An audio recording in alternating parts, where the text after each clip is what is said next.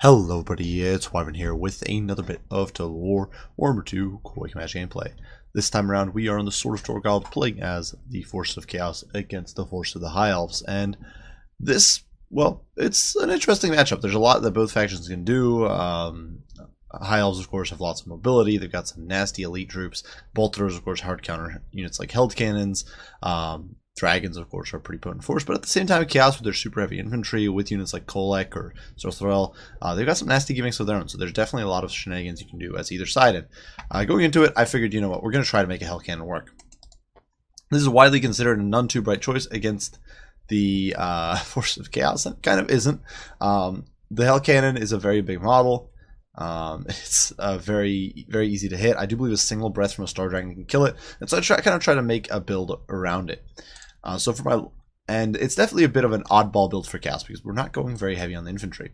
For my Lord here, I'm rolling with Kolek. Not much to be said for him. He's got Stand Your Ground as well as Lord of the Storm. Obviously, the magic damage is very nice.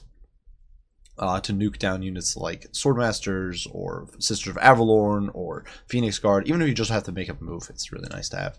Alongside him, there is a Deathcaster. He's completely stripped down for pure gimmick mode. Obviously a decent melee combatant in his own right, but the main reason we have him here is for Spirit Leech, so you can melt down enemy heavy cav or single targets and just spam them with Spirit Leech. Life Leeching is in there for extra Winds of Magic, and Scroll of Shielding for some damage resistance if we need it.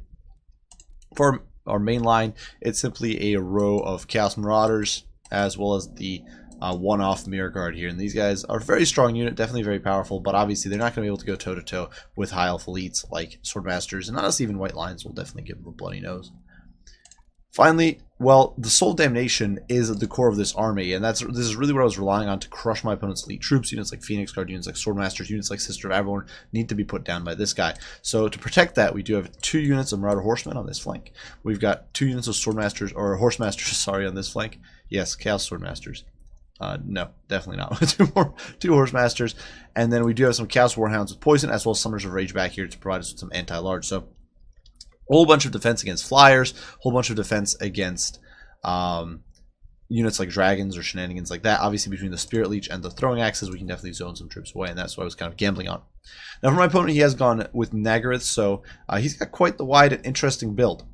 For his Lord, he's rolling with a Lith Anar, so obviously very themey. You got to run with Lith Anar if you're going with Nagaroth.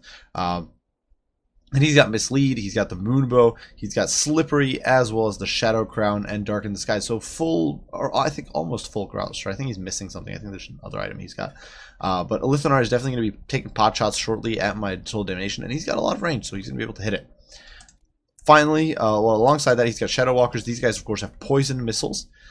They've also got poison melee and some pretty monstrous melee stats of their own. They're basically like Way Watchers, except not. They've got the same model count as Way Watchers, but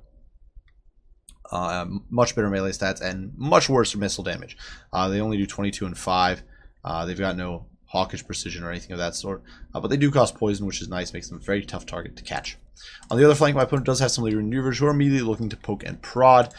He also does have a main line here of infantry and some pretty elite forces here. A unit of Swordmasters of Hoeth here in the center, alongside 2 White Lions as well as Spears. 2 Archers, not much to be said for those guys. They'll be able to sort of chip away at me if needed. A Mage of High Magic over here in the back, who's providing support with Apotheosis and Fiery Convocation. An interesting spell choice. Fiery Convocation is, in my opinion, and I think in the opinion of many, a pretty trash spell. It just doesn't really deliver, and obviously, and against this build, it's really doesn't have much opportunity to shine. Now, obviously, Chaos Marauders will take some damage from it, but well, they're Chaos Marauders. I don't really care about them. My opponent also does have Phoenix Guard here, as well as Dragon Princes, and these guys will definitely be looking to harass a bit. And in the meantime, you can see here the Horsemasters are pursuing the Lyrian Reavers. You can see it's quite the exchange of missiles, but do keep in mind, one of the good things if you're trading into your opponent like this is that we're trying to get into melee here, and the thing is, Lyrian Reavers lose melee stats once they lose their martial prowess. So if we're able to sort of pressure these guys, if we're able to get on top of them, it's definitely going to be very good. Because if we can finally catch them in melee, they're going to be in a bad spot.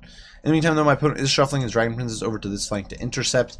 While over here, I charge into these Shadow Walkers thinking they're Shadow Warriors, which they are not. So surprise, surprise. And both of my Marauder Horsemen with throwing axes here are going to start taking some major damage because these guys just have such good melee stats. They're able to sustain pretty well. Even once they lose martial prowess, their stats are pretty good. And so the poor Horsemen are going to take a while to mop these guys up, far longer than I had anticipated. In the meantime, in the woods, well, the Horsemasters are doing their best pursuing after these annoying Illyrian Reaver archers. You can see they're firing their bows into the woods, which is doing very, very little.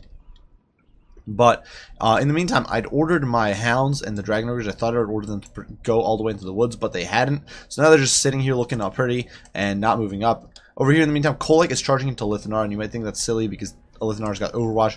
Well, at this point, I was feeling the heat. I needed to shut down Lithanar, or the poor Hell Cannon was going to have a terrible day. So you can see there it actually undershoots. Now, granted, the Soul Damnation is a pretty precise piece as far as Hell Cannons are concerned. But it's definitely not doing too great here. And you can see Kolek here struggling to hit Lithanar because he's popped slippery, so his melee defense is up to the 80s. And he's a really tough catch. And you can see we're really struggling to get the hang of him. Kolek there does kind of charge through, overextend a little bit perhaps, knocks out a few archers, just turning them into a bloody smear with his hammer. And in the meantime, the Hell Cannon just keeps firing away. Finally, we do manage to mop up these Shadow Walkers, though not before losing a huge number of our Axe Throwers, which is really not good. And over in the woods, disaster does strike because my Horsemasters get caught and they are getting murderized by these Dragon Princes. So huge misplay. I did hit these guys with a Spirit Leech, which is very good, but everything else is just pretty disastrous right now. And definitely a big misplay. I should have pulled these guys back much sooner the moment I saw these Illyrian Reavers coming close, and I didn't, and I got greedy. I was also slow on getting these boys into the fight. So definitely misplay. Now, granted, over here, the Horsemasters proving their worth in protracted melee with their high melee stats, or respectable melee stats. Alongside the Hounds, they're actually able to bog these boys down and buy me time to get more troops into the fray. Because the Summoners of Rage closing the gap. These guys do have 64 speed, so normally they're not able to catch Dragon Princes, but with the Hounds, they're going to be able to get in there. And you can see Spirit Leech knocking the Dragon Princes down a peg, killing them model after model. In the meantime, the frontline fight is being engaged. You can see the Horsemasters, or Horsemen with throwing axes, trying to pick away at the Phoenix Guard, as is the Hell Cannon. Unfortunately, my opponent is was pressuring the Hell Cannon very aggressively with a Lithanar, and you can see now he's pulling in with Illyrian Reavers, and I just can't afford to let it work me down. So we're actually moving to intercept here with the Marauders, looking to block him off and turn the Hell Cannon around to start dealing with these boys. In the meantime, over here, Kolek beating the snot out of a Lithanar while a Fire Convocation goes down, roasting my line. And doing some damage for sure. Definitely hurts some of these guys, though perhaps hurting these spearmen more than anything else. And the Mirror Guard in the meantime, just chipping those guys down. You can see the fake Lithanar over there going down. And on the periphery, we actually did score a victory. So after losing those Horsemasters in pretty brutal fashion, we're able to remove these Dragon Princes from play, break them, and chase them off the field. Of course, the magic damage on the Summoners of Rage is just so awesome for clearing these guys up because it bypassed the physical resist.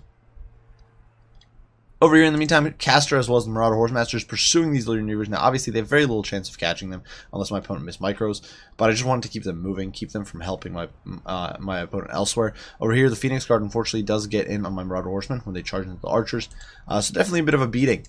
But in the meantime, in the front line fight, you can see Kolek dropping his nukes, and while Kolek's taking a big pounding up till this stage of the game, now as he whomps on poor Lithanar, despite slippery and all that, things are going to start looking a bit grim.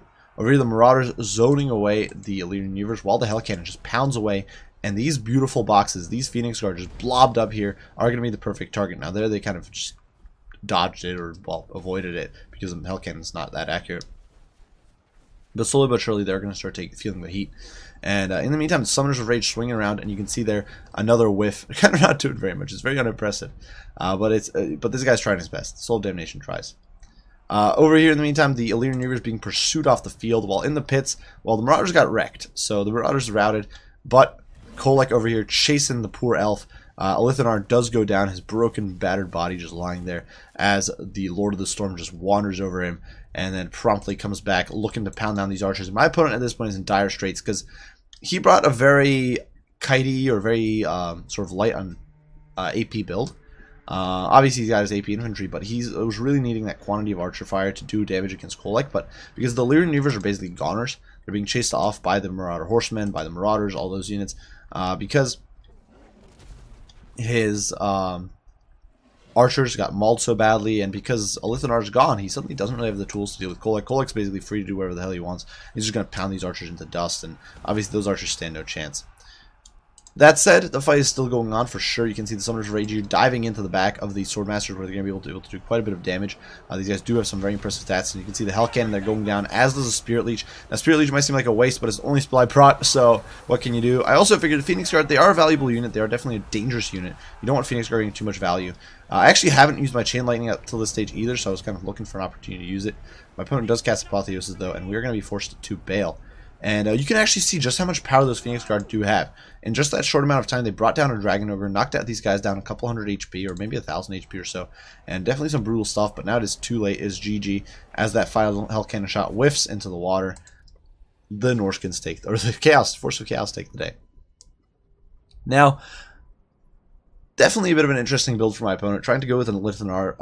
Elithanar actually proved pretty annoying. The Hell Cannon was under constant pressure, and Elithanar was just a menace. Just chipping away, almost killed the Hell Cannon. I think that probably was the difference. There was probably like 1 or 2 hits between Elithanar killing the Hell Cannon and it surviving, and I just barely managed to pull it off there, I think. And so that was definitely a bit lucky for me. Kolek zoning him away is really good, but you can see how much damage Kolek took. 38 kills is great and all, but just look, he lost like half his HP, so definitely was taking some chip damage there. The Elite Reneivers obviously didn't get to fire on him, and that could have actually made a big difference. If those Elite Reneivers, along with the archers, killed Kolek, this would have been a bit of a grimmer fight. I didn't have that many tools. I was really reliant on the Soul of Damnation to deal with elites, but dealing with other archers and the Shadow Walkers and whatnot would have definitely been risky. I also do think there was a bit of a misplay on my, now, or perhaps just a bit of pressure for my opponent, because he brought both Elite Reneivers and the Shadow Walkers, and he had the Vanguard deployed, and he wasn't able to protect his Shadow Walkers, so I basically got a relatively cheap pick with my Marauder Horsemen. And the Shadow Walkers generated very little value, whereas if they were positioned somewhere else, perhaps they could have gotten more results. The poor Dragon Princes definitely got caught out, as did the Horsemaster, so that was a brutal trade there.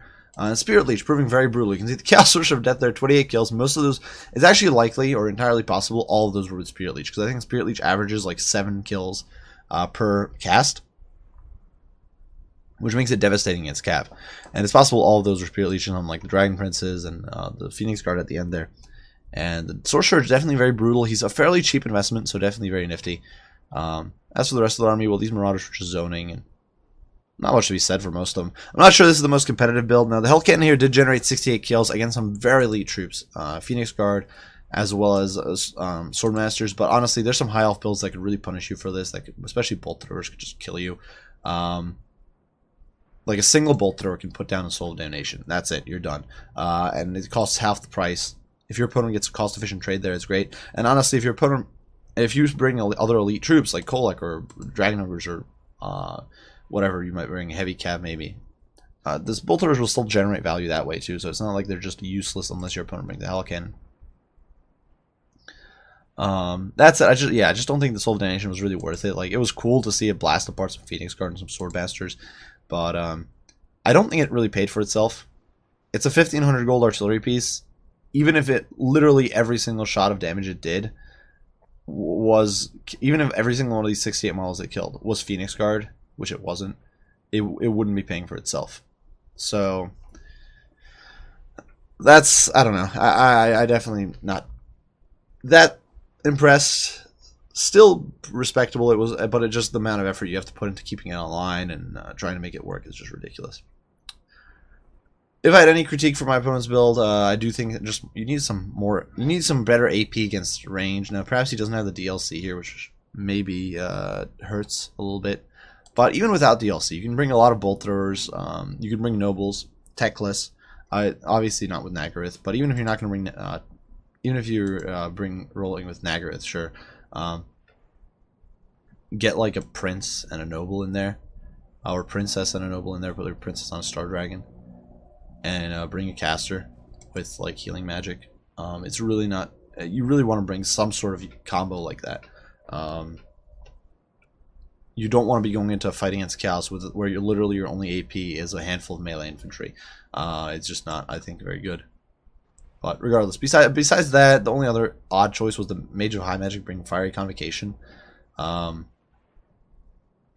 It's just not a good spell, in my opinion. If you're bringing a High Magic,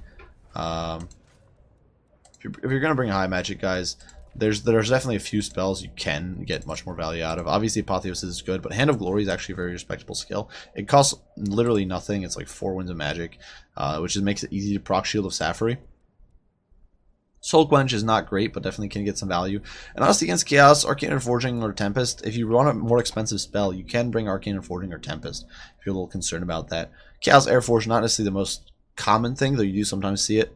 But yeah, you can bring like a line up like this. Personally, just Fire Convocation. Look, it's 214 gold. Honestly, this is a decent lineup right here. You just throw your lady on a horse and boom. You got a cheap heal, you got a cheap buff. I forget what Hand of Glory does. It increases speed. It's not really worth overcasting. But normal Hand of Glory, 26 melee attack, definitely nice. Extra reload skill can be useful. So definitely, I think the better way to go. It's you're saving. It's cheaper actually, I think, than going with Shield of Sapphire without Shield of Sapphire and with the Fire Convocation. So either way, those are my 2 cents. Besides that, not much to say. And actually, that also does open up the possibility maybe to cram in like a Book of Hoth or something as well to get some more Winds of Magic. But that's just a little bit of an aside. I do hope you guys enjoyed the video. Hope you found it entertaining. Hope you found it fun. And I got to see some Hell Cannon action. If you did, be sure to like, subscribe, and share. If you have any comments, any criticism, any questions, don't hesitate to post them. I'll be sure to respond as soon as I can. I do thank you all for watching, and I'll see you all in the next one. Bye for now.